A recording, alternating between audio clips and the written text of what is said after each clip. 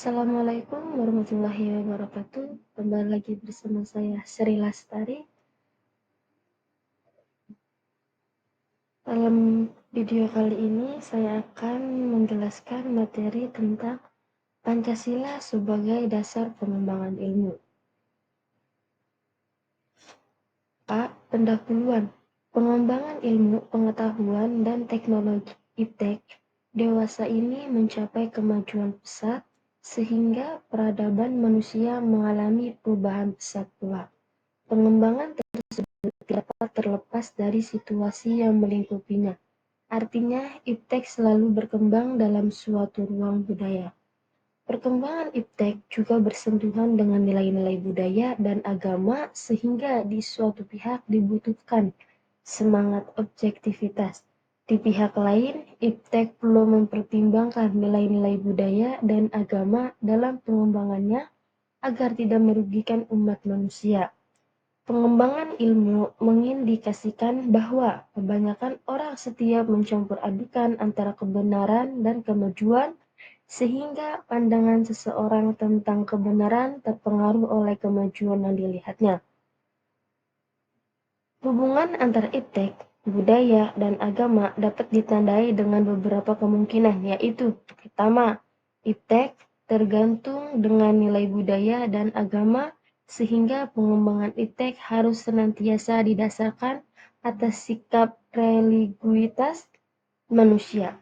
Kedua, IPTEK yang tidak tergantung dengan nilai-nilai budaya dan agama, sehingga terjadi sekularisasi yang berakibat pada kemajuan IPTEK tanpa dikontrol nilai religiusitas manusia.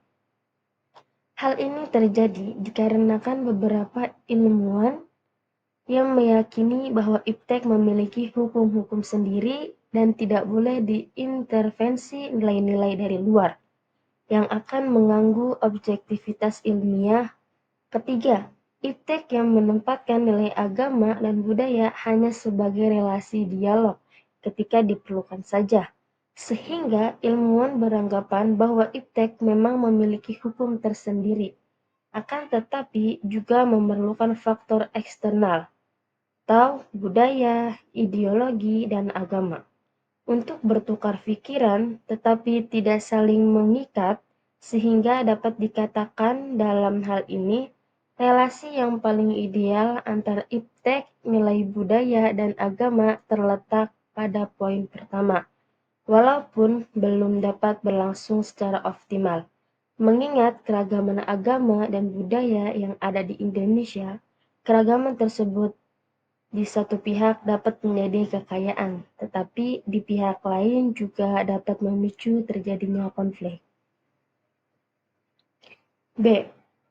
Eksistensi ilmu pengetahuan dan prinsip-prinsip berpikir ilmiah. Pertama, eksistensi ilmu pengetahuan. Kelahirannya ilmu pengetahuan atau science menandai lahirnya peradaban modern yang serba terukur. Perkembangan tersebut kemudian diikuti dengan kecenderungan memposisikan ilmu pengetahuan secara parsial antara hakikat, proses, dan nilai guna atau ontologi, epistemologi, dan aksiologi. Hal tersebut mendasari berbagai keberhasilan dan keterbatasan ilmu pengetahuan. Ketika ilmu pengetahuan hanya dilihat dari ontologisnya, maka kemudian muncullah pertanyaan ilmu pengetahuan bebas nilai. Dalam rangka misi penyelamatan peradaban manusia, para ilmuwan menempatkan ilmu pengetahuan sebagai pencerah untuk menyejahterakan.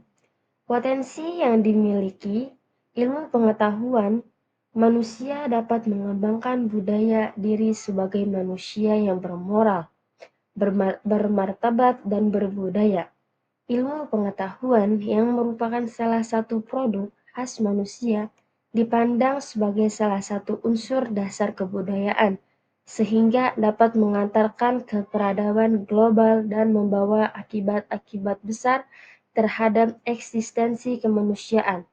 Para ilmuwan dapat memposisikan dirinya pada jalur tanggung jawab kultural untuk dapat merealisasikan ilmu pengetahuan secara utuh yang disertai moral baik. A. Pengembangan ilmu pengetahuan. Perkembangan ilmu pengetahuan tidak hanya sebagai sarana kehidupan manusia, tetapi sudah tersubstansialkan menjadi bagian dari harga diri atau Freestyle dan mitos bangsa. Dalam kedudukannya yang substansif, Iptek telah menyentuh semua lini kehidupan secara ekstensif dan dapat mengubah budaya manusia secara intensif. Fenomena perubahan tersebut tercermin dalam masyarakat yang sedang mengalami masa transisi, yaitu A.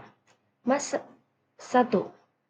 Masa transisi masyarakat berbudaya agraris sampai tradisional menuju masyarakat dengan budaya industri modern.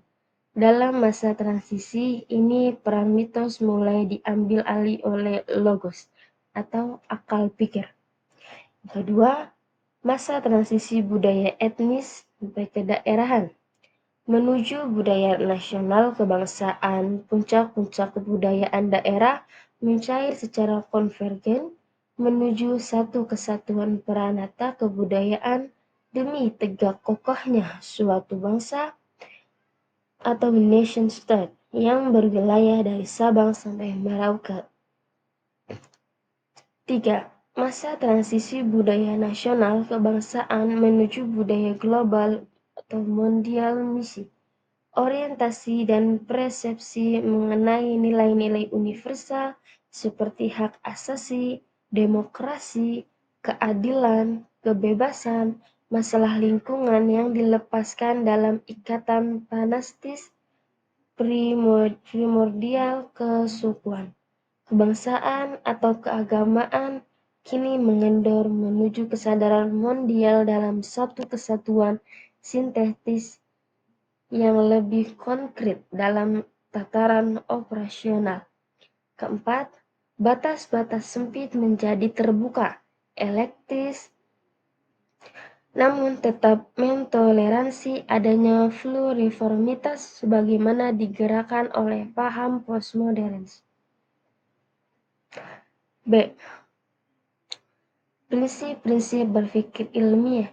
Adapun beberapa prinsip cara berpikir secara ilmiah yaitu 1. Berpikir secara objektif, yaitu dengan cara memandang masalah apa adanya, terlepas dari faktor-faktor subjektif, misalnya faktor perasaan, keinginan, emosi, dan keyakinan. Kedua, berpikir secara rasional, yaitu dengan cara menggunakan akal sehat yang dapat dipahami dan diterima oleh orang lain, mencoba melepaskan unsur perasaan, emosi, sistem keyakinan. 3. Berpikir secara logis, yaitu dengan cara menggunakan logika, tidak mengandung unsur pemikiran yang kontradiktif, selalu rasional. 4. Berpikir secara metodologis, yaitu dengan cara menggunakan metode keilmuan yang khas dalam setiap berpikir dan bertindak, misal induktif, deduktif, sintesis, hermeneutik, dan intuitif. Yang kelima, berpikir secara sistematis, yaitu dengan cara berpikir dan bertindak menggunakan tahapan langkah prioritas yang jelas dan saling terkait satu sama lain, serta memiliki target dan arah tujuan yang jelas. C. Pancasila sebagai paradigma pengembangan ilmu.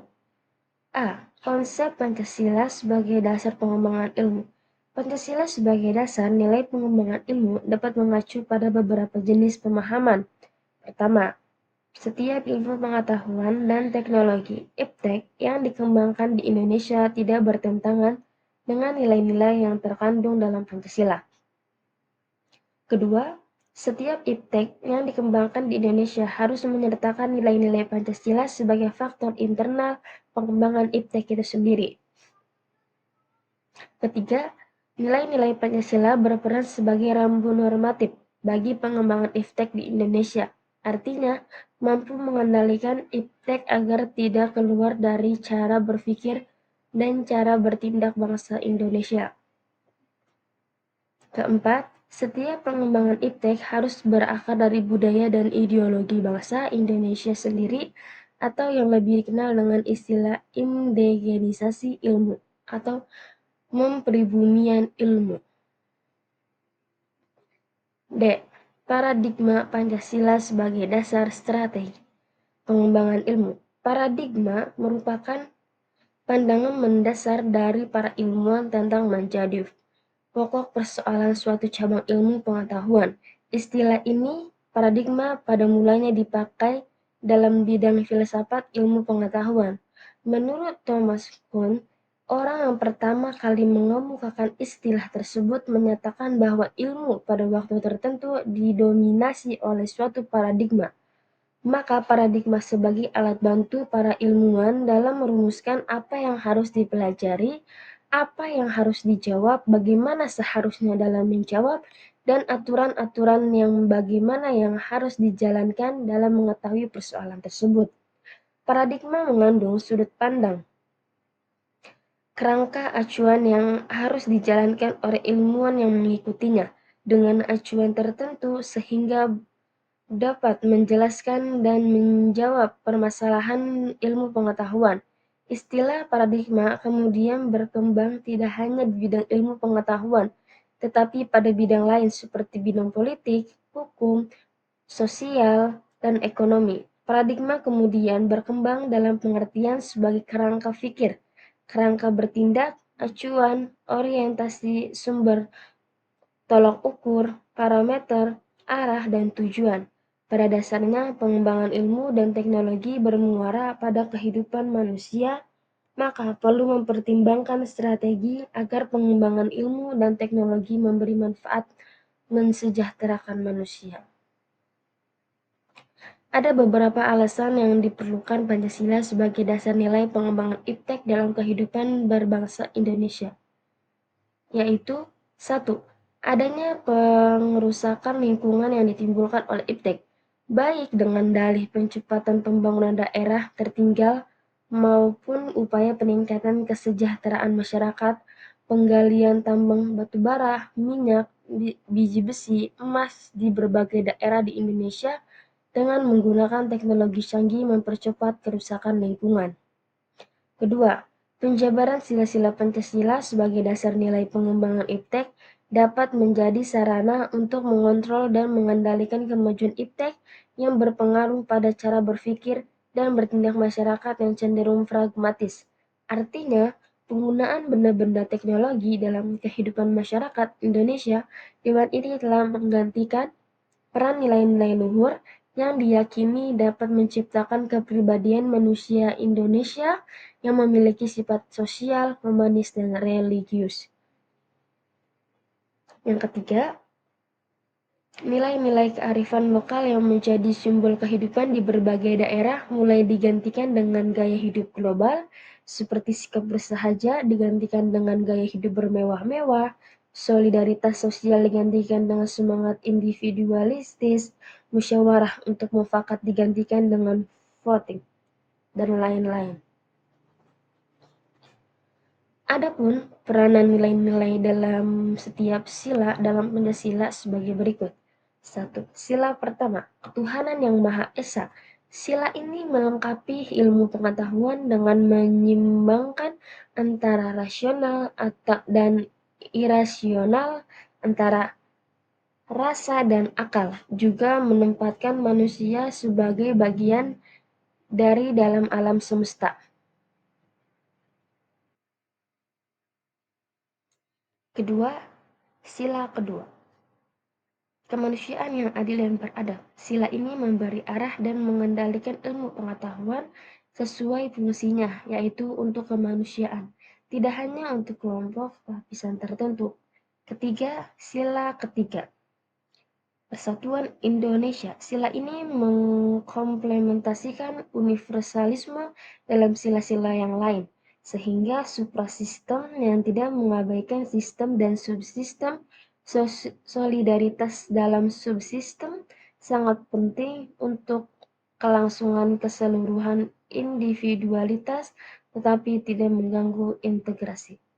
Keempat, sila keempat, kerakyatan yang dipimpin oleh hikmah, kebijaksanaan dalam permusyawaratan dan perwakilan. Sila ini bermakna mengimbangi otodinamika ilmu pengetahuan dan teknologi, eksperimentasi, penerapan, dan penyebaran ilmu pengetahuan harus demokratis, dapat dimusyawarahkan secara perwakilan, sejak dari kebijakan, penelitian, sampai dengan penerapan massal. 5. Sila kelima, keadilan sosial bagi seluruh rakyat Indonesia. Sila ini menekankan 3 keadilan yang disebut oleh Aristoteles, yaitu keadilan distributif, keadilan kontributif, dan keadilan komutatif. Keadilan sosial juga menjaga keseimbangan antara pengembangan individu dan masyarakat, karena kepentingan individu tidak boleh terinjak oleh kepentingan semua. Individualitas merupakan landasan yang memungkinkan timbulnya kreativitas dan inovasi. Sejarah singkat Pancasila sebagai dasar pengembangan ilmu. 1. Aspek historis. Sejarah Pancasila sebagai dasar pengembangan ilmu belum banyak dibicarakan di awal kemerdekaan. Hal tersebut dikarenakan para pendiri negara cerdik cendika, intelektual bangsa Indonesia pada masa itu mencurahkan tenaga dan pemikirannya untuk membangun bangsa dan negara. Para intelektual merangkap sebagai pejuang bangsa masih disibukkan pada upaya pembenahan dan penataan negara yang baru saja terbebas dari penjajahan. Aspek historis dari Pancasila sebagai dasar nilai pengembangan ilmu di Indonesia dapat ditelusuri dalam dokumen negara, yaitu Pembukaan Undang-Undang Dasar 1945, alinea keempat Pembukaan Undang-Undang Dasar 1945 yang berbunyi, kemudian daripada itu untuk membentuk suatu pemerintah negara Indonesia yang melindungi segenap bangsa Indonesia dan seluruh tumpah darah Indonesia, dan untuk memajukan kesejahteraan umum, mencerdaskan kehidupan bangsa, dan ikut melaksanakan ketertiban dunia berdasarkan kemerdekaan, perdamaian abadi, dan keadilan sosial. Maka disusunlah kemerdekaan kebangsaan Indonesia itu dalam suatu Undang-Undang Dasar Negara Indonesia yang terbentuk dalam suatu susunan negara Republik Indonesia yang berkedaulatan rakyat dengan berdasar kepada ketuhanan yang Maha Esa, dan seterusnya. Kata mencerdaskan kehidupan bangsa mengacu pada pengembangan iptek melalui pendidikan. Proses mencerdaskan kehidupan bangsa tidak terlepas dari nilai-nilai spiritualitas, kemanusiaan, solidaritas kebangsaan, musyawarah, dan keadilan. Kedua, aspek sosiologis. Aspek sosiologis Pancasila sebagai dasar nilai pengembangan iptek dapat ditemukan pada sikap masyarakat yang sangat memperhatikan dimensi ketuhanan dan kemanusiaan. Ketika iptek tidak bersejalan dengan nilai ketuhanan dan kemanusiaan, biasanya akan menjadi penolakan. Contoh dari hal tersebut seperti A. Teknologi digunakan untuk menyakiti sesama manusia seperti peperangan, pengeboman. B. Ilmu pengetahuan juga dapat menyebabkan kerusakan alam. C. Cybercrime, yang merupakan aktivitas kejahatan dengan menggunakan jaringan komputer menjadi alat untuk perdagangan obat-obatan ilegal, menyebar isu sara, pesan hoax, pornografi, dan lain-lain. Dan D. Menggunakan teknologi secara berlebihan sehingga tidak mengenal waktu, tempat, dan keadaan. Merasa tidak bisa hidup tanpa teknologi.